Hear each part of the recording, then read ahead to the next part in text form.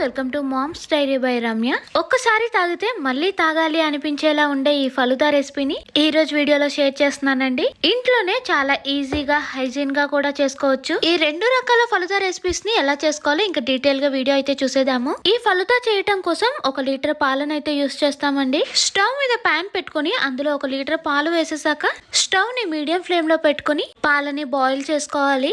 ఈ పాలు వేడయ్యేలోపు వేరే బౌల్ తీసుకొని అందులో 3 నుండి 4 టేబుల్ స్పూన్ల వరకు కస్టర్డ్ పౌడర్ వేసుకోవాలి. కస్టర్డ్ పౌడర్ వేసేసాక అందులో కొన్ని పాలను వేసుకొని ఎక్కడ ఉండలు లేకుండా స్పూన్ తోటి బాగా కలిపేసుకోవాలి. ఈ కస్టర్డ్ పౌడర్ కలిపేలోపు పాలు కూడా బాగా వేడయ్యి ఒక బాయిల్ వచ్చేసాయి కాబట్టి ఇందాక కలిపిన కస్టర్డ్ పౌడర్ ని పాలలోకి వేసే ముందు ఒకసారి స్పూన్ తోటి బాగా కలిపేసుకుందాము.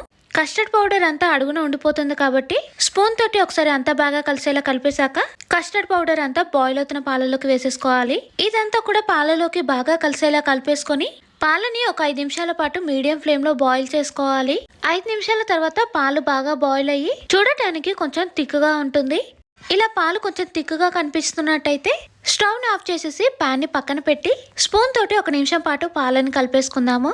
ఇలా 1 నిమిషం పాటు పాలని బాగా కలుపుకోవటం వలన పాలంతా కూడా బాగా చల్లారిన తర్వాత దాని మీద మీగడ రాకుండా ఉంటుంది. అందుకే పాలని ఒక 30 సెకండ్స్ టు 1 మినిట్ వరకు బాగా కలిపేసుకుని ఆ తర్వాత పాలనంతా కూడా బాగా చల్లార్చుకుందాము. పాలంతా కూడా బాగా చల్లారాక ఈ పాలని గంట పాటు ఫ్రిడ్జ్ లో పెట్టేసుకుందాము. అప్పుడు పాలంతా కూడా బాగా చల్లగా ఉంటాయి. ఒకవేళ అప్పటికప్పుడు చేసుకోవాలి అనుకుంటే మాత్రం ఇందులో కొన్ని ఐస్ క్యూబ్స్ వేసుకుంటే సరిపోతుందండి. నేను మాత్రం నైటే చేసి ఫ్రిడ్జ్ లో పెట్టేసుకున్నాను. ఇంకా ఈ ఫలుదా కోసం ఇన్స్టెంట్ జెల్లీని యూజ్ చేస్తామండి. ఈ జెల్లీ కోసం స్టవ్ మీద ప్యాన్ పెట్టుకొని అందులో 230 ml వరకు వాటర్ వేసుకోవాలి. ఇన్స్టెంట్ జెల్లీ ప్యాకెట్ వెనకాల ఇన్స్ట్రక్షన్స్ ని కరెక్ట్ గా ఫాలో అవ్వాలండి. అన్నిటికీ డిఫరెంట్ గా ఉంటాయి కాబట్టి ఒకసారి ప్యాకెట్ వెనకాల ఇన్స్ట్రక్షన్స్ కూడా చూడాలి. నేను వేసిన 230 ml వాటర్ బాగా బాయిల్ అవుతున్నప్పుడు ఇక్కడ నేను strawberry instant flavour jelly powder ని యూస్ చేస్తున్నానండి. పౌడర్ అంతా కూడా వాటర్ లోకి బాగా కలిసేలా కలిపేసుకొని మీడియం ఫ్లేమ్ లో ఒక 2 నిమిషాలు బాయిల్ చేశాక ఈ వాటర్ అంతా కూడా ఏదైనా గ్లాస్ ట్రే లోకి కానీ లేదంటే వెడల్పటి స్టీల్ ప్లేట్ లోకి కానీ వేసేసుకొని అది చల్లారేంత వరకు పక్కన పెట్టుకోవాలి. ఇదంతా బాగా చల్లారిపోయింది కాబట్టి టచ్ చేస్తే కొద్దిగా స్టిక్కీగా ఉంటుందండి. ఈ ట్రే ని ఫ్రిడ్జ్ లో పెట్టేసుకుంటే జెల్లీ అంతా కూడా పర్ఫెక్ట్ గా రెడీ అయిపోతుంది. నేను దీన్ని నైటే ప్రిపేర్ చేసి ఫ్రిడ్జ్ లో పెట్టేశాను. మార్నింగ్ కల్లా మంచిగా జెల్లీ అయితే రెడీ అయిపోయింది. వీడియోలో చూపిస్తున్నట్టు నైఫ్ తోటి అడ్డంగా నిలువుగా చిన్న సైజ్ క్యూబ్స్ లాగా కట్ చేసేసుకోవాలి. ఇన్స్టెంట్ జెల్లీ అయితే రెడీ అయిపోయింది కదండి. ఇలా రెడీ అయిన జెల్లీని పక్కన పెట్టేసుకుని ఇంకా ఫలుదా కోసం అయితే 2-3 టేబుల్ స్పూన్ల సబ్జా గింజల్ని బౌల్లోకి వేసుకుని వాటర్ వేసి 15 నిమిషాలు పక్కన పెట్టేసుకుంటే సబ్జా గింజలు కూడా బాగా నానిపోయి రెడీ అయిపోతాయి. సబ్జా గింజలతో పాటు ఫలుదాలో సేమియా కూడా యూస్ చేస్తాం కాబట్టి స్టవ్ మీద ప్యాన్ పెట్టుకుని అందులో 1 కప్పు వాటర్ వేసి ఆ వాటర్ బాగా బాయిల్ అవుతున్నప్పుడు 1/2 కప్పు సేమియా వేసుకుని సేమియాని 80% వరకు కుక్ చేసుకోవాలి. వీడియోలో చూపిస్తున్నట్టు ఇలా 80% వరకు కుక్ అయ్యాక ఈ ఉడికించిన సేమియాని అంతా కూడా స్ట్రైనర్ లో వేసేసుకుని వడకట్టేసుకోవాలి. ఈ సేమియా ఒకదానికొకటి స్టిక్ అవ్వకుండా రూమ్ టెంపరేచర్ లో ఉన్న వాటర్ ని కొద్దిగా వేసేసుకుందాము. సేమియా అంతా కూడా చల్లారాక విడివిడిగా అయిపోతాయి. ఫలుదా కోసం జెల్లీతో పాటు సబ్జా గింజలు, సేమియా ఇంకా కస్టర్డ్ మిల్క్ కూడా రెడీ చేసేసుకున్నాం కదండి. ఇప్పుడు నెక్స్ట్ ప్రాసెస్ లోకి వెళ్దాము. ఫ్రిడ్జ్ లో పెట్టిన కస్టర్డ్ మిల్క్ అంతా కూడా బాగా చల్లగా అయిపోయింది కాబట్టి దీన్ని 2 పార్ట్స్ గా డివైడ్ చేద్దామండి.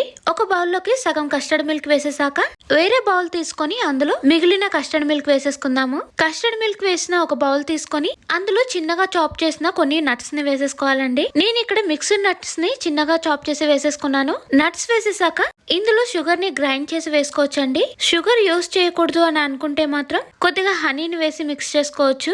నేను ఇక్కడ షుగర్ ని పౌడర్ లాగా గ్రైండ్ చేసుకుని 4-5 టేబుల్ స్పూన్ల వరకు వేసుకోవాలి. స్వీట్నెస్ అనేది మన టేస్ట్ కు తగ్గట్టు అడ్జస్ట్ చేసుకోవచ్చు.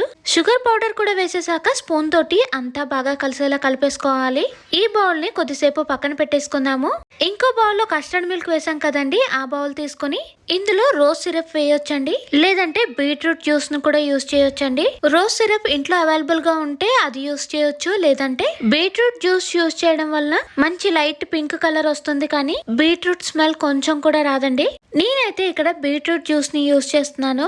ఫస్ట్ అయితే 2 టేబుల్ స్పూన్ల బీట్రూట్ జ్యూస్ వేసేసానండి. ఇందులో ఒకవేళ రోజ్ సిరప్ యూస్ చేస్తున్నట్టయితే ఆల్రెడీ రోజ్ సిరప్ లో చాలా షుగర్ ఉంటుందండి. ఇంకా ఇందులో ఎటువంటి షుగర్ యూస్ చేయాల్సిన అవసరం లేదు. రోజ్ సిరప్ లో ఉన్న స్వీట్నెస్ సరిపోతుంది. నేను ఇక్కడ కొద్దిగా బీట్రూట్ జ్యూస్ వేసాను కాబట్టి స్వీట్నెస్ కి సరిపడా షుగర్ ని పౌడర్ చేసి వేసుకోవాలండి. షుగర్ పౌడర్ వేసేసాక అంతా బాగా కలిసేలా కలిపేసుకోవాలి.